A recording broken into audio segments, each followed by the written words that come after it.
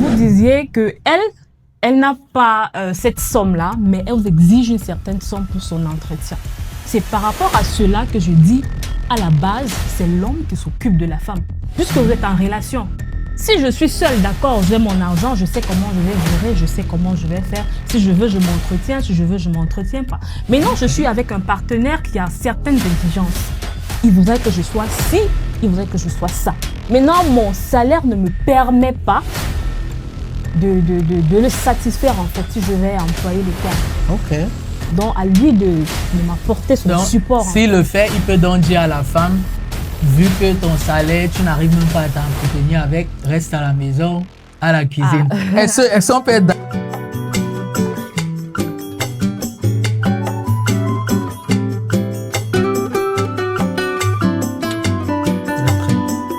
Ouais, ça va aller.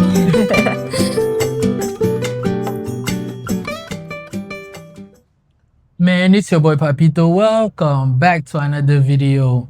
Dans cet épisode, on va parler des attentes dans une relation. Aujourd'hui, je suis avec... Madame Belle Anne-Sandrine, Ok. Vous faites quoi dans la vie? enseignante de profession, Ok. Et vous avez quel âge? 29 ans, 9, ok. Célibataire ou marié? endurcie, célibataire. Pour vous, c'est quoi une relation idéale? De prime abord, parler de relation idéale, c'est trop dire en fait. Ok. Oui, parce que c'est chacun qui idéalise sa relation. C'est chacun qui rend sa relation à sa vision en fait. Ok. Quelles sont 3 choses qu'un partenaire pour vous doit absolument avoir? La maîtrise de soi déjà, Ok. la sincérité et le pardon. Je pense que ces 3 éléments sont assez importants dans une relation. Ok. Est-ce que l'apparence compte plus que le caractère pour vous? Quand vous voulez vous mettre en relation, bien sûr. Bon, on va être sincère, hein. Je pense que déjà, quand l'homme vient vers toi, c'est le côté physique qui l'attire d'abord. Ok. Ouais. C'est d'abord le côté physique. C'est vrai, on a tendance à dire que c'est la personne intérieure qui est importante, mais soyons sincères avec nous-mêmes, le physique aussi compte à beaucoup de pourcents. Ok. Disons, un homme est vraiment beau, mais il a des lacunes dans sa personnalité, son caractère. Est-ce que ça passe? Non. Non? Mm. Donc, même si qu'il est beau, je ne sais pas quel niveau pour vous, non, jamais. Bon, déjà, parce que lorsqu'on parle de relation, ce sont ces caractères-là qui font en sorte qu'on parle de relation. C'est pas le physique. C'est déjà ce que chacun apporte à l'autre qui font en sorte qu'on parle peut-être d'une certaine fréquentation lors d'une relation. Ok. Bon, et dans une relation, est-ce que la fidélité est absolue ou bien il y a des cas où l'infidélité peut être tolérée?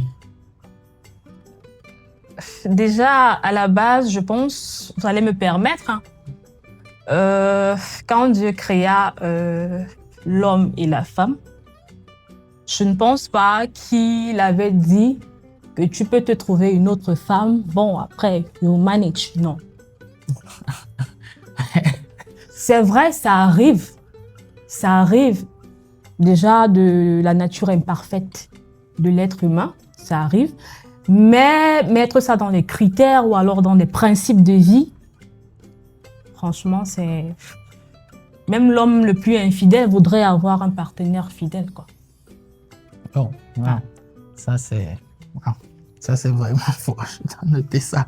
Bon, beaucoup de femmes aimeraient avoir un homme beau, financièrement stable, mais elles-mêmes elles ne sont pas belles et elles ne sont pas financièrement stables. Qu'en pensez-vous de cela? Est-ce que je vais vous retourner à la question? Je vais retourner à la question comment?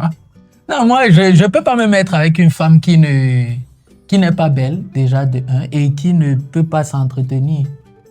Vous avez répondu à ma question déjà. Donc, pour vous, c'est... OK. Bon, Parce on que va pas dire la priorité, c'est le physique. Parce qu'on dit chacun est beau à son niveau. Moi, je peux peut-être trouver que vous êtes assez beau pour moi. Ouais. Quelqu'un d'autre va trouver que vous n'êtes pas suffisant. Peut-être il en faut encore plus. Donc, ça dépend de tout un chacun. Mais la priorité n'est pas à ce niveau. C'est important, mais ce n'est pas le plus important. Ok.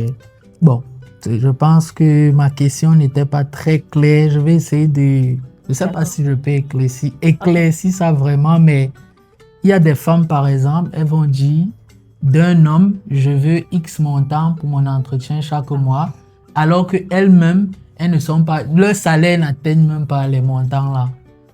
Qu'est-ce que vous en pensez de cela? Les femmes qui demandent elles ont des attentes qu'elles-mêmes elles ne peuvent pas... Là, on va revenir au tout début. Et encore, selon vos propos à vous, vous ne pouvez pas rester avec une femme qui n'est pas présentable physiquement. Ouais. Donc, ça veut dire que de prime abord, lorsque vous êtes allé vers elle, il y a une certaine beauté qui vous a attiré. C'est ça? Ouais. Alors, pour que cette relation perdure, étant donné que c'est important pour vous, il faudrait bien que vous l'entreteniez. Ok. C'est ça? Si, bon, par exemple, vous êtes au boulot actuellement, et après le boulot, vous rentrez, vous la trouvez comme vous n'aimez pas en fait. Elle est là, mal habillée, elle sent pas bon. Je doute fort que si lundi, mardi, mercredi, 1 mois, 2 mois, ça reste dans ces conditions-là, ça va commencer à... Du coup, ce n'est pas en fonction du salaire de la femme qu'on l'entretient. Okay. On entretient parce que c'est notre bien à nous. C'est à l'homme de le faire. C'est l'homme qui est le chef de famille et non la femme. Ok. Bon, là, on est en train de partir sur des values où ça, c'est traditionnel. Là, on est en train de parler d'une femme traditionnelle et un homme traditionnel. Oh. Ça veut dire quoi? Ça veut dire que cette femme-là, elle va se contenter de rester à la maison alors. Et prendre soin des enfants. Parce que là, on veut que l'homme soit dans le rôle de leader de la maison, le rôle traditionnel. Non, du tout. En fait, voilà la question que vous me posez.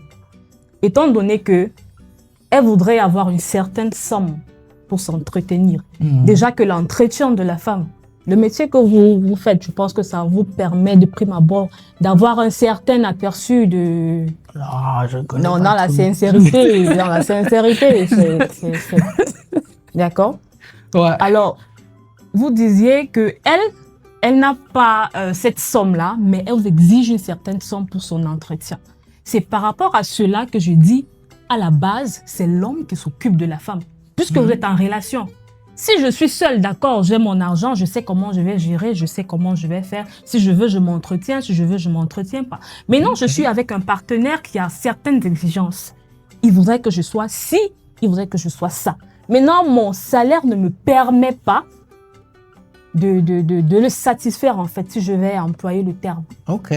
Donc, à lui de m'apporter son support. S'il le fait, il peut donc dire à la femme, vu que ton salaire, tu n'arrives même pas à t'entretenir avec, reste à la maison, à la cuisine. Est-ce qu'on peut être d'accord? Au moins là-bas. Est-ce qu'il peut avoir ce droit? Il peut avoir ce droit, juste que des années après, on voit que ça pèse à un certain moment. Ouais, il y a certains hommes que pour eux, ça ne va pas trop peser. Bon, vous êtes en relation et votre partenaire fait un truc qui vous fait mal. Oui. Et vous trouvez que en le reprochant cela, ça va aussi le faire mal. Est-ce que vous gardez le silence pour le bien de la relation ou bien ça gâte? On a dit que la sincérité est permise. En fait, on fait les choses de façon spontanée. Plus on garde, parfois, c'est ça qui fait en sorte que beaucoup de relations aujourd'hui, il y a les à côté, parce qu'il n'y a pas ce dialogue-là. Moi, je pense que à la base, notre partenaire est d'abord notre ami. C'est d'abord notre best friend. Un peu comme ce que tu vis au quotidien, quand quelque chose te plaît, ça ne te plaît pas, tu vas courir vers ta meilleure ou ton meilleur ami. C'est pareil avec ton partenaire, il a fait quelque chose ou alors tu as fait quelque chose qui ne lui plaît pas, alors tu vas lui dire voilà. Je pense qu'à cette base-là, ça va devenir comme une routine et ça va être free entre vous. Ok. Et avec ce partenaire, est-ce que vous pensez que vous devriez changer une partie de vous pour le plaisir de la relation. Les compromis, ça existe. Non, donc ça veut dire que vous n'êtes pas obligé de toujours dire la vérité.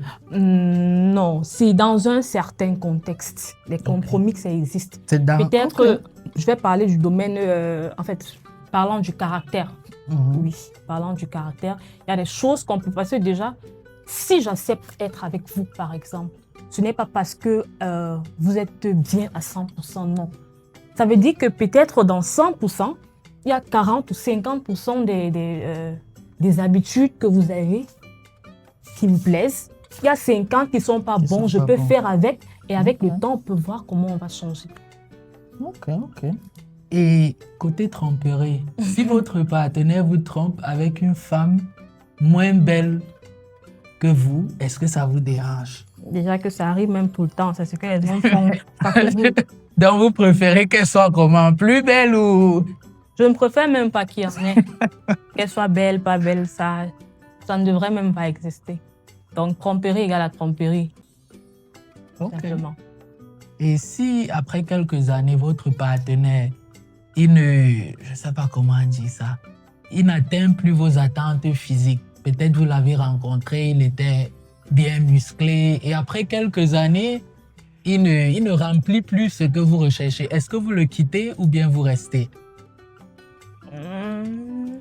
Vous avez un meilleur ami? Une meilleure connaissance, ouais. Utilisons le terme comme meilleur, disons meilleur ami. Vous en avez quand même? Bon, on peut dire ça. Combien d'années déjà? J'ai dit 15 ans, ouais. Excellent. Pourquoi vous arrivez à faire 15 ans avec lui? Est-ce que c'est parce que vous êtes parfait ou alors c'est parce que lui, il est parfait? Non, c'est parce qu'on s'entend. Pourquoi vous vous entendez? On s'entend parce que s'il a des trucs à me reprocher, il me reproche et je change. C'est pareil pour... Non, vous ne pouvez pas prendre. Je vais vous dire pourquoi c'est pas pareil dans une relation. Si vous parvenez, permettez-moi, si vous parvenez à supporter votre meilleur ami... Non, je le supporte pas. Mais vous êtes là, ça fait 15 ans. Ouais, mais ça ne veut pas dire que je le supporte. S'il ne remplit plus mes attentes, j'attends qu'il soit quoi? Il prend soin de sa santé, il prend soin de lui. Même s'il arrête de faire ça, je ne peux plus marcher avec lui parce qu'il va me... Mais vous êtes à 15 ans. Puis on a 15 ans, ça veut dire que nous deux, on reste droit. Ok. En fait, si vous êtes arrivé à 15 ans, malgré vos imperfections, ce que vous avez eu à vous séparer et vous vous êtes arrangé, c'est parce qu'à la base, il y a cet amour. Parce que je ne peux pas donner... Regardez, je peux pas tenir avec quelqu'un pour qui je n'ai même pas une moindre affection. Vous êtes d'accord avec moi? Non. Je ne peux pas aller à 1 an de relation et je dis que je n'affectionne pas cette personne. Ça veut dire qu'il y a un hic quelque part. Ça veut dire que moi-même, je ne suis pas sincère avec ma propre personne. D'accord? Donc, ça veut dire que si ça dépend de la base de votre relation déjà. Si à la base, je trouve quelqu'un qui me plaît, l'amour, c'est la base, la complicité. Je ne sais pas ce qui va faire changer cet amour-là. Au contraire, chaque défi va devenir une nouvelle raison de l'aimer. Par contre, si j'ai mis le matériel, si j'ai mis son physique comme ma priorité, c'est normal. À un certain moment, s'il fait un accident, il casse le pied ou alors ce qui m'attirait sur lui, ça n'existe plus. C'est basta, c'est bon. Je passe à autre chose. Ou alors, bon, si je peux pas, au cas où nous sommes mariés, bien sûr, si je peux pas divorcer, j'essaie de comprendre. Qu'est-ce qui vous fait donc tomber amoureux d'un homme? C'est pas genre vous voyez un homme et puis oh l'amour. Qu'est-ce qui vous pousse à tomber amoureux d'un homme? Parce que j'essaie de mettre... Parce que certaines femmes vont dire la sécurité financière, le statut de l'homme, sa beauté. Chaque femme a quand même un truc. Donc j'essaie de comprendre c'est quoi le truc pour vous? La mentalité. La mentalité. Si sa mentalité change après quelques années, ça n'atteint plus vos attentes, vous quittez ou vous restez? On ne quitte pas comme ça. Non, c'est pas une bonne réponse. Ça. Mais c'est pas, ça, je veux une bonne réponse. On est à la fin, mais vous devez répondre à cette question. Vous quittez ou vous restez? Non, je reste. Le seul motif valable pour moi, le seul motif valable pour une quelconque séparation, c'est lorsque je vois que ma vie est déjà en danger. Ok. Quand je vois que mon partenaire met déjà ma vie en danger, là, je pense que c'est une potentielle raison devant quiconque de me séparer de cette personne. Mais le reste, c'est gérable. Ok. Pour conclure, quel conseil vous donneriez-vous à votre, je ne sais pas comment on dit ça en français, à votre jeune sœur, là, vous avez 18 ans, si vous rentrez dans le passé, quel conseil est-ce que vous vous donnerez par rapport aux relations? C'est vrai que mon principe relationnel n'a pas trop changé. Mais le conseil que je me donnerais, c'est que la base, ma vision de la relation, ou alors la base que je devrais avoir, le principe solide que je devrais avoir par rapport à une relation, c'est l'amour que ce dernier devrait me porter. Le reste, on peut gérer. Parce que s'il y a l'amour, il y a des trucs qui sont gérables facilement. Par contre, on a une quelconque attente, ou alors si on priorise, comment je vais dire, si on priorise le matériel, ou alors le matériel éphémère, c'est facile que notre relation soit passagère. Wow. Ok. Merci d'être passé. Merci à vous de m'avoir appelé.